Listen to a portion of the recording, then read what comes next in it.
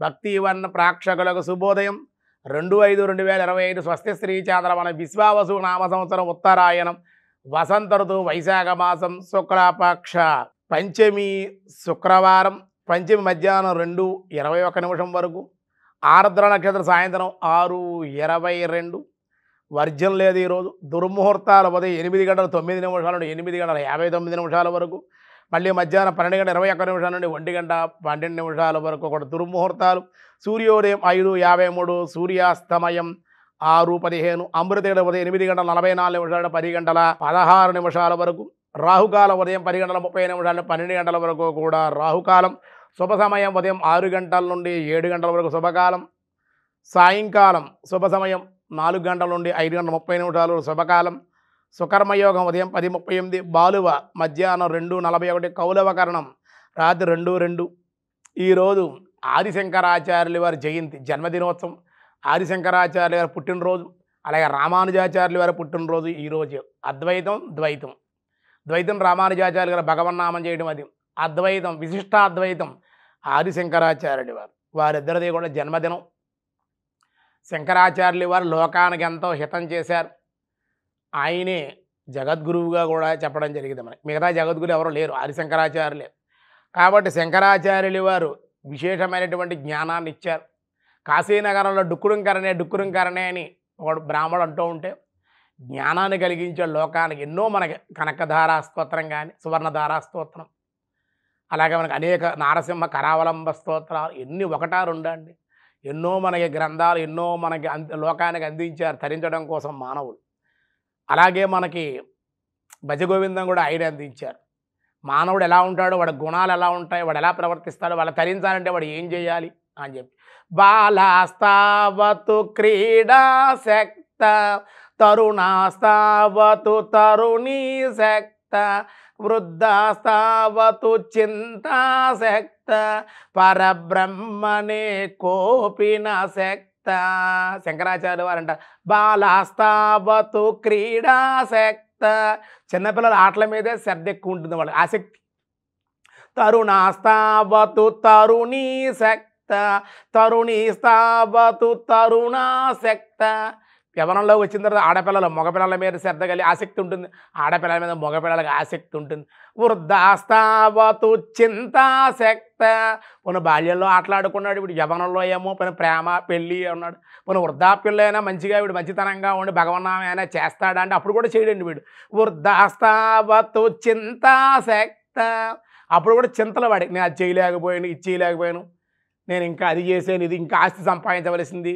ఆస్తి అంతా పొగొట్టేసుకున్నాను ఇంకా నేను చచ్చిపోతానేమో నాకు ఓపిక లేదు మరణ భయం పిల్లలు చూడరేమో అని భయం అలా తయారవుతారు అలా వృద్ధులు అలా ఉంటారన్న కనీసం వృద్ధాప్యంలో అయినా సరే అయ్యో ఈ జన్మలో అయినా సరే మనం తరించాలి చనిపోయే ముందైనా భగవంతుని స్మరించాలి అనుకు నిరంతరం కూడా భగవన్ నామం చేసుకోవాలి భగవంతుడు నిరంతరం కూడా చనిపోయే ముందైనా సరే ఓపికగా ఉన్నప్పుడైనా భగవంతు నారాయణ కృష్ణ గోవింద ఓం నమ శివ ఏదో ఒక శ్రీమాత్రే నమః అని ఏదో ఒక నామం చేసుకుంటే కనీసం వృద్ధాప్యంలో మిమ్మల్ని గౌరవిస్తారు మీ పిల్లలు అది కూడా తెలుసుకోవట్లేదు చాలామంది ఇంకా ఏదో కోడలు తన మాట వినాలనో కొడుకు తన మాట వీళ్ళు కూడా చూడండి దారుణం వీళ్ళ దగ్గర ఆస్తిపాస్తులు అవి తీసుకుంటారు సరిగ్గా తిండి పెట్టరు వాళ్ళు తిండి పెట్టడానికి వాళ్ళు ఎక్కడ వేసుకుంటారు బియ్యం లేదా అన్నం బట్టరా లేదా బియ్యం తేలేదా కూరలు తేలేదా ఇలా వీళ్ళు తోటికోళ్ళ అన్నదమ్ముల మధ్య ఎంత దారుణం అండి ఈ కోడళ్ళు కూతుళ్ళు కొడుకులు తల్లిదండ్రులు మనం గౌరవంగా చూడాలి ఓపికగా ఉన్నప్పుడు చూడటం కాదండి చనిపోయే ముందు కనీసం ఓపిక లేక వాళ్ళ మంచం మీద ఉండి వాళ్ళు ఇబ్బంది పడుతున్నప్పుడు వాళ్ళకి కనీసం కొడుకుల్లో అందరూ సరైన వాళ్ళు ఆర్థికంగా లేని వాళ్ళు ఉంటారు ఉన్నవాడు పెద్దవాడు చిన్నవాడు డబ్బు ఉన్నవాడు కొంచెం చక్కగా వాళ్ళకి ఏం కావాలి ఏం తింటారు పెట్ట తిండి వాళ్ళు కొంచెం అన్నం తింటారు 2 పూట్ల భోజనం పెట్టి టిఫిన్ పెట్టేవాళ్ళు వాళ్ళ పని వాళ్ళు చేసుకుంటారు వాళ్ళు కూడా అలాగే ఉండాలి నా కోడలు నా మాట నా కొడుకు నా మాట నేను చెప్పిన అనుకోకూడదు వాళ్ళకి బాధ్యతలు వదిలేసేయాలి ఎవరు భగవంతు చింతనే ఇంకా ఈ జన్మ ఎలాగా సార్థకం కావాలంటే నారాయణ గోవింద దేవాలయంకి వెళ్ళడం ప్రవచనం వినడమో టీవీలోనో ఇంట్లోనో గుళ్ళోనో మంచి వాళ్ళు మాటలు ఎన్నో ప్రవచనాలు చెప్తూ ఉన్నారు వింటూ ఉండాలి జ్ఞానం కలుగుతుంది కనీసం శ్రవణం వల్లే మనకు జ్ఞానం వచ్చేది దేనివల్ల రాదు ఈ ఆస్తులు ఇవన్నీ పట్టుకెళ్ళారా మీ తల్లిదండ్రులు ఆస్తిపాస్తులు పట్టుకెళ్ళారా పట్టుకెళ్ళరని చెబుతున్నాడు ఇక్కడ వృద్ధాస్త్రావతు చింతాసక్త పరబ్రహ్మనే కోపిన శక్త పరబ్రహ్మని ఎవడ ఆరాధిస్తున్నాడు రా ఎవడ స్మరిస్తున్నాడు ఎవడ తరించాలనుకుంటున్నాడు అనుకోవట్లేదు కదా ఈ విధంగా శంకరాచార్య గారు మానవులు చేసే పనులన్నీ చెప్పాడు ఎంత విచిత్రమో చూడండి అటువంటి జ్ఞానాన్ని కలిగి ఇలా చింతలతో ఉంటారే తప్ప వీళ్ళు కనీసం భగవంతుడు స్మరించాలి, ఆరాధించాలి అనే కోరిక వీళ్ళల్లో ఉండదు అని చెప్పారన్నమాట. అంతేకాదు సత్సంగత్వే నిస్సంగత్వం, నిస్సంగత్వే నిర్మోహత్వం, నిర్మోహత్వే నిశ్చలితత్వం, నిశ్చలితత్వే జీవన్ముక్తి. భజ గోవిందం భజ గోవిందం గోవిందం భజ మూఢమతే. మూఢుడా మారరా, భగవంతుడు స్మరించరా. సత్సంగత్వే నిస్సంగత్వం, మంచి సత్సంగంలో ఉండు. ఒక బ్రాహ్మడు మీ ఇంటికి వచ్చి మీ ఇంట్లో ఉండి మీ మంచి జ్ఞానం చెప్పాడు, వచ్చారంటే గురువులు కానీ బ్రాహ్మణులు, మీ అదృష్టం అది. వాళ్ళతో సావాసం కానీ కలిగిందని మీ అదృష్టం అది. అటువంటి వాడు సత్సంగం, లేదంటే గోష్ఠిగా ఉండడం, విష్ణు సహస్రనామం అని ఏదో పారాయణలు చేసుకోవడం, ఇలా నలుగురు గోష్ఠి కొంతకాలం ఉండడానికి ఎప్పుడు అందులోనే కోసమ్మ మాసమ్మ బోసమ్మ అని వీళ్ళ కౌళ్ళు వాళ్ళ కౌర్లు చెప్పుకోకూడదు. గోష్ఠి అంటే భగవత్ చింతన. దేవాలయంలో ఏం చేయాలి, ఆచార్యులు గారికి ఏం కావాలి, అర్చకుడికి ఏం కావాలి, గుడికి ఏం కావాలి, మనం ఏం చేయగలం, మనం ఉంటే సాయం చేయగలం, ఈ ఉత్సవాలు ఎలా జరగాలి, ఇది గోష్ఠి. అంతే తప్ప ఆ అర్చకుడిలాగా వాళ్ళలాగా యజమానిలాగా వీళ్ళలాగా భక్తులను అవమానించడం అలా చేయకూడదు. సత్సంగం అంటే అలా ఉండాలి, కొంతకాలమే ఉండాలి. జ్ఞానం కలిగాక ఏకత్వంలో ఉండి నిరాకారంగా భగవంతుని ఆరాధించాలి. సత్సంగత్వే నిస్సంగత్వం, విడిచిపెట్టే తర్వాత సంగాన కూడా నిస్సంగత్వే నిశ్చలితత్వం. అసలు తత్వం ఏదైతే ఉందో పరమాత్మ తత్వం నీకు అర్థమవుతుంది. నిశ్చలితత్వే జీవన్ముక్తి, నీకు జీవితంలో ముక్తి కలుగుతుందిరా అని. అది చేయాలంటే ఏం చేయాలి నువ్వు? భజ గోవిందం భజ గోవిందం గోవిందం భజ మూఢమతే. భజ గోవిందుని భజించు, గోవిందుని స్మరించు అని చెప్పాడు. ఇంక అంతగానే ఏం కావాలి? ఎవరు చేస్తున్నారు చెప్పండి అలా? ఇలా ఉండకూడదు అని శంకరాచార్యులు వారు విశేషంగా మనకి జ్ఞానం డుక్కురింకరణే అని చెప్పి ఈ యొక్క విధానాన్ని అంతా కూడా మనం చేసే పనులన్నీ కూడా తెలియజేశారు.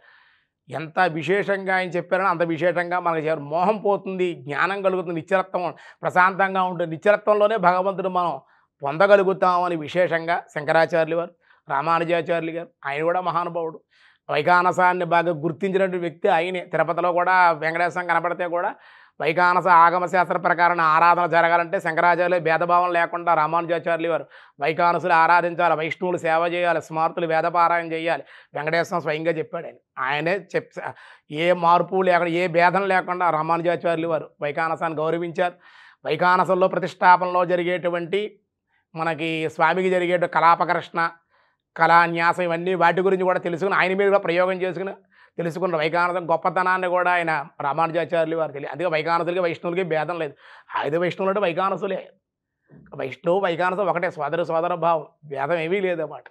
కనుక అలా చెప్పారు శంకరాచార్యులు వారు. చాలా విశేషంగా మనకి అనేక గ్రంథాల ద్వారా లోకల్లో ధనాలు లేక ఇబ్బంది పడతారని ఆయన మళ్ళీ ధన సమృద్ధి కోసం కూడా సువర్ణధారా స్తోత్రం, దాన్నే కనకధార అంటారు. ఇలా మనకి ఈ విధంగా చేశారు. అటువంటి శంకరాచార్యులు అనుగ్రహం. ఆది శంకరస్య శంకర అని, శంకరుడే గురువుగా వస్తాడు. ఈ లోకంలో కల్మషం ఎక్కువైపోయినప్పుడు గురువుగా మళ్ళీ ఆ గురువు వేరు దేవుడు వేరు. దేవుడే గురువుగా వస్తాడు, గురువు చేతే దేవుడు చెప్పిస్తాడు. గురువుని తక్కువగా అంచనా వేయకూడదు. శంకరాచార్యులు గురువుగానే వచ్చారు, శంకరుడే గురువుగా వచ్చారు. మళ్ళీ ఆయన వెళ్ళిపోయారు. తక్కువ సంవత్సరాలే ఉంటారు. పని ఏముందా, పని మీద వస్తారో, పని అయిపోయినా పూర్తిగా వెళ్ళిపోతారు. అలా వెళ్ళిపోయినటువంటి గురువుల్లో శంకరాచార్యులు వారు పుట్టినరోజు ఆది శంకరాచార్యులు వారు. ఆయన పరంపరలో భారతీయ తీర్థానంద స్వామి, విజయేదానంద, ఇలా ఎంతోమంది మనకు ఆయన పరంపరలో వస్తూ ఉన్నారు. అసలు పీఠాలు 4 పీఠాలు మనకి ఈ దేశంలో, అవే ఒరిజినల్ పీఠాలు మనకి. అంతే తప్ప మోసాలు, కుట్రల్లో కుతంత్రాలు అవి ఇవి అవేవి ఆ శంకర మఠంలో ఉండవు. ఆధ్యాత్మిక సాధనే ఉంటుంది అక్కడ. ఎంత నిరంతర సాధన, అధ్యయనం, ఆచరణ, ఆధ్యాత్మిక లోక విశ్వం కోసం అభిషేకాలు, ఇవి యజ్ఞయాగాది క్రతువులు. గురువుగారు ఆ విధంగా మనకి భారతీయ తీర్థానంద కానీ ఆయన శిష్యులు కానీ ఇలా మనకి అందిస్తూ ఉన్నారన్నమాట. శంకరాచార్యులు వారు విశేషమైనటువంటి శక్తిని ఈ లోకానికి మనకి ఇవ్వడం జరిగిందన్నమాట. అటువంటి జయంతి మహోత్సవం సందర్భంగా మీ అందరికీ కూడా విశేషంగా సత్ఫలితాలు కలగాలి అని మీకు తెలియజేస్తూ ఉన్నాం. ఈరోజు విష్ణు సహస్రనామంలో వ్యాసాయ విష్ణు రూపాయ వ్యాస రూపాయ విష్ణవే కాలః ఓం కాలాయ నమః అని మనకి 418వ నామంలో చెప్పారు. విష్ణు సహస్రనామం పరమాత్మ కాలాతీతుడు, కాలస్వరూపుడు, పరమాత్మ అగుడ చేత కాలహ అన్నారు. కాలుడు అంటే యముడని కూడా అర్థం ఉంది. వాడికి కూడా అధిపతి, ఆ యముడికి కూడా అధిపతి కాల కాలహ అని కీర్తనీయుడయ్యాడు. కాలహ కలయతామహం అని భగవద్గీతలో చెప్పినట్లుగా జీవుల గుణగణాలు చక్కగా గణకము చేసేవారికి తగిన ఫలాలు ఇచ్చేవాడు కనుక ఆ విధంగా వర్ణించారు. కాలహ అను శబ్దం యమశబ్దమని, యముడని కూడా అర్థం ఉంది. కానీ కానుని రూపముగా జీవులు దండించేవాడు కూడా పరమాత్మయే కనుక పుణ్యకార్యాచరణము చేయుమని కాలమున సత్సంగముగా సంవత్సరముగా గడుపమని ఈ నామానికి అర్థం. కాలాన్ని దుర్వినియోగం చేయకు, కాలాన్ని వ్యర్థం చేయకు. కాలుడు అంటే పరమాత్మ, కాలుడు అంటే యముడు. కాలాన్ని దుర్వినియోగం చేసేవా యముడు వస్తాడు. కాలాన్ని సద్వినియోగం చేసుకున్న ఎంత ఉందో పాజిటివ్ నెగిటివ్. కాలాన్ని దుర్వినియోగం వ్యర్థంగా చేసి సావాసాలతోటి చెడు వ్యసనాలతోటి మనస్సు చంచలత్వంతో చేయకూడని పనులు చేసేవా యముడే నీ గతి. యముడు దండిస్తాడు, పరమాత్మే. అది కాలహ. అదే కాలహ అంటే అదే పాజిటివ్గా వెళ్తే, భక్తిగా ఉండి ఆధ్యాత్మిక సాధనా రూపంలో వెళ్తే పరమాత్మయే కాలంగా, వత్సరంగా, ఋతువుగా, కాలంగా ఉన్నాడు అని చెబుతాడు. కాలం కలిసి రావాలంటారే, కాలం కలిసి వచ్చింది, వాడికి కాలం బాగోలేదంటారు సరే. ఇవి కాలాలు అంటే పాజిటివ్ అండ్ నెగిటివ్ అన్నమాట, రెండు వస్తూ ఉంటాయి అన్నమాట.